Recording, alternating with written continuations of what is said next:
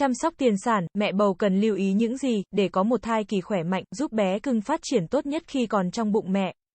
Việc chăm sóc tiền sản đầy đủ và đúng cách là điều vô cùng quan trọng. Việc chăm sóc tiền sản đóng vai trò quan trọng vì không chỉ giúp bạn hiểu hơn về thai kỳ sinh nở mà còn giúp đảm bảo sức khỏe của bản thân cũng như theo dõi quá trình phát triển của thai nhi để chắc bé cưng đang phát triển tốt nhất.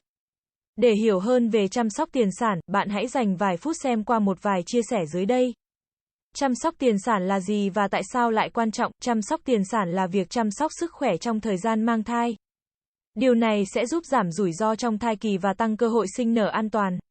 Ngoài ra, việc thăm khám tiền sản thường xuyên còn giúp bác sĩ theo dõi thai kỳ, sớm phát hiện các biến chứng trước khi chúng trở nên nghiêm trọng.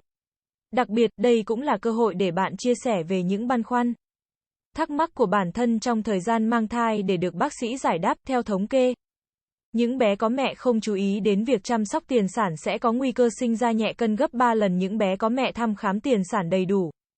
Bạn nên chăm sóc tiền sản ít nhất 3 tháng trước khi thụ thai, đồng thời, chú ý duy trì một số thói quen lành mạnh như bỏ hút thuốc, uống rượu, nếu có, uống bổ sung 400-800 microgram axit folic hàng ngày, tham khảo ý kiến bác sĩ về các vấn đề sức khỏe bạn đang gặp phải.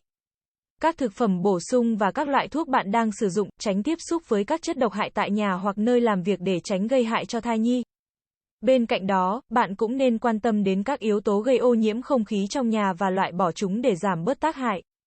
Sau khi thụ thai, bạn cần thăm khám tiền sản mỗi tháng một lần trong 6 tháng đầu thai kỳ, ở tháng thứ 7 và thứ 8. Bạn cần khám 2 tuần, lần và mỗi tuần một lần ở tháng thứ 9. Khi thăm khám tiền sản, bạn sẽ làm những gì? Buổi chăm sóc thăm khám tiền sản đầu tiên sau khi thụ thai thường sẽ diễn ra lâu nhất.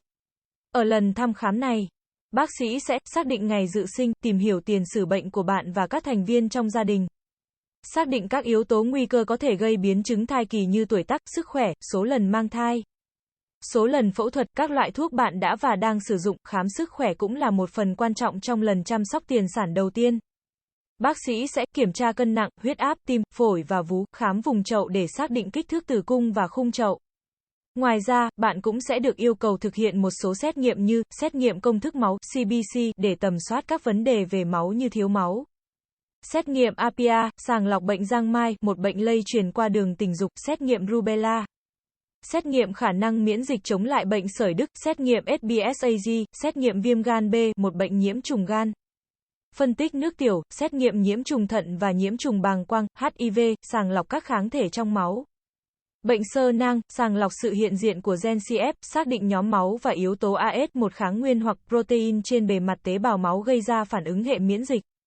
Xét nghiệm bệnh lậu và chlamydia. Ở những lần thăm khám tiếp theo, bác sĩ cũng sẽ kiểm tra cân nặng, huyết áp và lấy mẫu nước tiểu để kiểm tra lượng đường và protein, đo kích thước tử cung để xác định sự phát triển thai nhi, thường bắt đầu từ tuần 16 của thai kỳ. Kiểm tra tim thai, bắt đầu từ tuần thứ 10 đến tuần thứ 12 của thai kỳ, ở một số bệnh viện. Bạn cũng sẽ được gợi ý tham gia các lớp học tiền sản theo từng giai đoạn của thai kỳ. Lớp học cho mẹ mang thai từ tháng thứ nhất đến tháng thứ 6, trang bị cho bạn những kiến thức về các dấu hiệu mang thai, các phương pháp để kiểm tra xem bạn có mang thai hay không, các vấn đề chăm sóc mẹ bầu như dinh dưỡng, tập thể dục, làm đẹp, tâm lý, sự phát triển của thai nhi qua từng giai đoạn và hướng dẫn chi tiết về thai giáo. Lớp học cho mẹ chuẩn bị sinh từ tháng thứ 7 đến tháng thứ 9, trang bị những kiến thức về chuyển dạ và sinh nở, đẻ thường, đẻ mổ, những chuẩn bị về thể chất tinh thần để chào đón thành viên mới cũng như hướng dẫn bạn những bước cơ bản để làm quen với bé, cách cho bé bú, thay tã, vệ sinh, chăm sóc tiền sản. Đừng quên tiêm phòng uốn ván. Uốn ván là tình trạng nguy hiểm do vi khuẩn Clostridium tetani gây ra. Loại vi khuẩn này có mặt khắp nơi trong môi trường sống và dễ dàng xâm nhập qua vết thương hở. Dù là vết xước nhẹ hay vết thương sâu, vết bỏng đều có thể tạo điều kiện cho vi khuẩn xâm nhập. Khi đi vào da, nó sẽ tạo ra một chất độc tetanospasmin tấn công vào hệ thần kinh, có thể gây tử vong nếu không điều trị kịp thời. Trẻ sơ sinh không có kháng thể miễn dịch bảo vệ được truyền từ mẹ có thể bị uốn ván nếu các dụng cụ cắt rốn chưa được tiệt trùng kỹ. Uốn ván sơ sinh là tình trạng nghiêm trọng, có thể đe dọa đến tính mạng. Do đó, việc tiêm phòng uốn ván cho bà bầu rất quan trọng trong quá trình chăm sóc tiền sản để bảo vệ cho cả mẹ và bé. Dưới đây là lịch tiêm phòng uốn ván cho bà bầu, bạn có thể hỏi ý kiến bác sĩ để hiểu rõ hơn về việc này. Đối với phụ nữ chưa từng tiêm hoặc không rõ tiền sử tiêm phòng uốn ván thì lịch tiêm vaccine phòng bệnh gồm 5 mũi.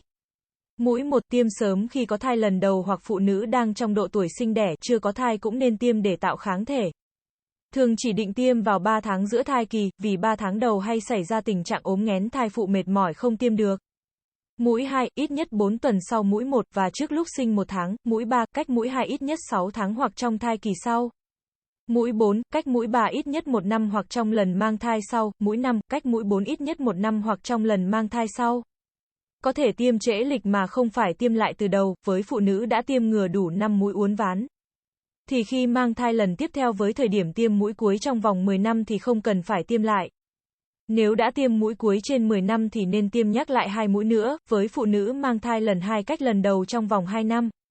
Lần mang thai trước có tiêm đủ 2 mũi, thì lần 2 này sẽ tiêm 1 mũi. Còn nếu mang thai lần 2 cách lần 1 trên 2 năm thì lịch tiêm sẽ khác. Lúc đó hãy hỏi ý kiến bác sĩ nhé, nhấn đăng ký kênh để cập nhật những kiến thức hữu ích nhé. Hành trình bỉm sữa nuôi con khỏe dạy con ngoan.